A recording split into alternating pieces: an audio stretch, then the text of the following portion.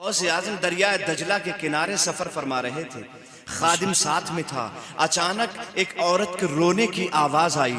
वो औरत बड़ी शिद्दत के साथ रो रही थी। उसके रोने में दर्द था, उसके रोने में कराहत थी, इकराह था। उसके रोने में बड़ी शिद्दत के साथ रो रही थी। आईने करामत किताब उसमें लिखा हुआ है। उसके रोने में इतनी शिद्दत थी और इतनी हिद्दत थी उसके रोने में कि उसके रोने की वजह से पानी के अंदर मछलियों के पेट के अंदर अंडे पिघल पिघल कर पानी हो गए थे। इतनी शिद्दत से रो रही थी वो। उसके रोने से मछलियों के पेट के अंडे पिघल पिघल कर पानी हो गए थे। इतनी शिद्दत से वो औरत रो रही थी। गौसे आज़म ने फरमाया, खादिम जरा तफ्तीशे हाल तो करो, ये नबी का उम्मती कैसे रो रहा है? ये मेरे नबी की उम्मत की एक औरत क्यों आंसू बहा रही है?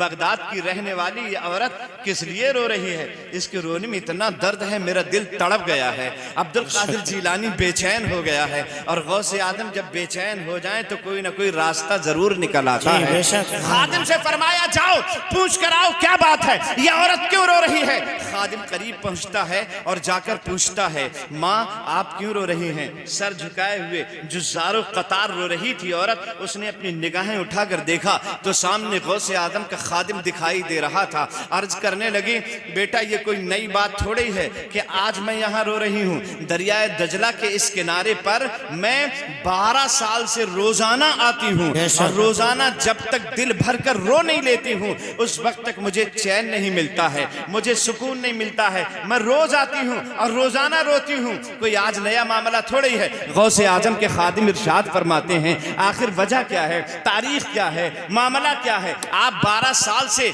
जो रोती हैं इस दरिया के किनारे और दरिया दजला के इस पनघट पर आकर रोती हैं, रोने की वजह क्या है? तो वो औरत कहने लगी, बेटा जब तुम पूछ ही रहे हो तो सुनो, वो दिन मुझे अच्छी तरह याद है। ऐन जवानी के आलम में मैं सुहागन से अभागन हो गई थी। अचानक मेरे शौहर ने मुझे खैर बात कह दिया, मेरे शौहर का इंतकाल हो गया और जवानी के आलम में मैं बेवा हो गई। लेकिन मेरे शौहर की एक निशानी बेटे की शक्ल में मेरे पास मौजूद थी। उसे मैंने अपने सीने से लगाया, अपनी जिंदगी का सरमाया समझते हुए उसकी परवरिश करना शुरू कर दी। मैं घर घर जाती थी, मेहनतें करती थी, मजदूरियां करती थी, मशक्कतें करती थी, लोगों की यहाँ खिदमतें करती थी। उससे जो हासिल होता था वो मेरे बच्चे का जरिया माश बना करता था। और आखिरकार उन फवाने शबाब को मेरा बच्चा पहुंचने लगा, मेरे बच्चे की नश्व नुमा होने लगी। देखते ही देखते मेरा नौजवान उन फवाने शबाब को पहुंचा। वो कड़ियल खूबसूरत नौजवान 18 साल की उम्र हो गई। मैंने अपने बच्चे की शादी करने की ख्वाब देखना शुरू कर दिए।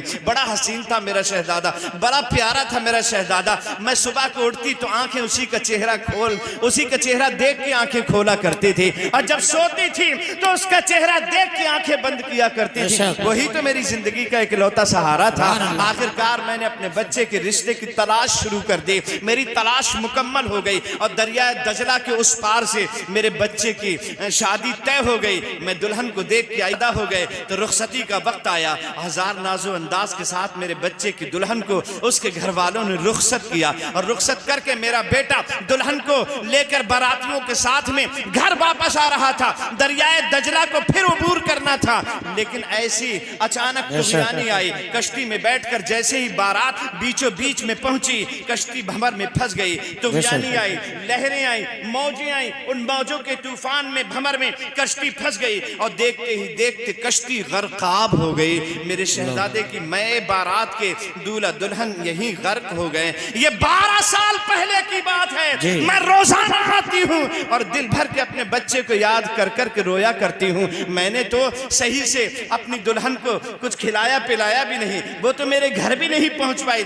उससे पहले ही इस दरिया में गर्काब हो गई। मेरे बच्चे के साथ साथ बगदाद के और बहुत सारे लोग जो बाराती बन के गए थे वो सब इसी दरिया में गर्काब हो गए।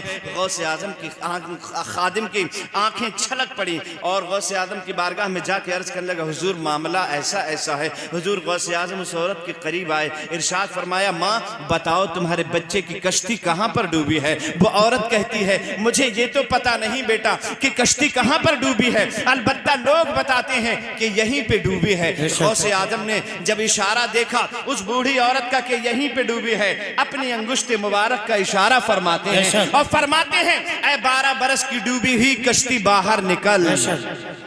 12 बरस की डूबी ही कश्ती बाहर निकल, लेकिन कश्ती बाहर नहीं निकलती है। दूसरी मर्तबा फिर इरशाद फरमाया, 12 बरस की डूबी ही कश्ती बाहर निकल, लेकिन दूसरी मर्तबा भी कश्ती बाहर नहीं निकलती है। फिर तीसरी मर्तबा आपने फरमाया, 12 बरस की डूबी ही कश्ती बाहर निकल, कसम रब्बे काबा की तारीखों में लिखा हुआ है, आईने करामत में लिखा है। और दावत इस्लामी के बानी अमीरे दावत इस्लामी भी इरशाद फरमाते हैं कि देखते ही देखते 12 बरस की डूबी हुई कश्ती सतह आप पर आकर तैरने लगती है। जैसे ही कश्ती बाहर निकल के आई, बाराती उतर कर अपने घरों को जाने लगे, दूल्हा दुल्हन भी